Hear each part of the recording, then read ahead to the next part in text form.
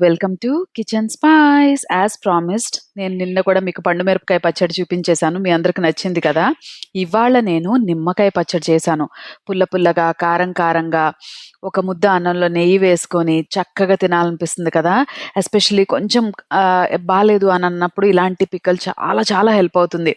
ఇది చేసుకోవడం మాత్రం నిజం చెప్తున్నాను చాలా సింపుల్. మన రెసిపీస్ అన్ని 10-20 మినిట్స్‌లో చేసేసుకుంటాం కదా! సో, దీనికోసం నేను దగ్గర దగ్గర ఒక 10 నిమ్మకాయల వరకు తీసుకున్నా అనమాట. వాటిని ఇలా 4 ముక్కలుగా కోసేశాను. 2 నిమ్మకాయల్ని పక్కన పెట్టేశాను.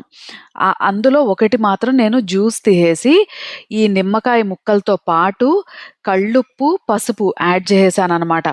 సో, యూజువల్లీ నిమ్మకాయకి నీళ్లు దిగిపోతాయి కదా! రసం ఊరిపోతూ ఉంటుంది. సో, దానికోసం ఉప్పు, పసుపు వేసి ఒక 2 డేస్ వరకు నేను దాన్ని మ్యారినేట్ చేసి పెట్టేశాననమాట. చూసారా? నీళ్లు ఊరిపోయి చక్కగా ముక్కలంతా పసుపు, ఉప్పు పట్టేసేసి ఉన్నాయి కదా! సో, ఇప్పుడు దాన్ని బాగా కలియబెట్టుకొని, దాంట్లో మళ్ళీ లెక్క చెప్తున్నాను. కిలోకి 200 గ్రామ్స్ వరకు కారం, దానికన్నా తక్కువ ఉప్పు. అయితే ఉప్పు ఇక్కడైతే వేయాల్సిన అవసరం లేదు. సో, కారము, కొంచెం మెంతిపిండి వేసుకొని కలిపెట్టేశాననమాట.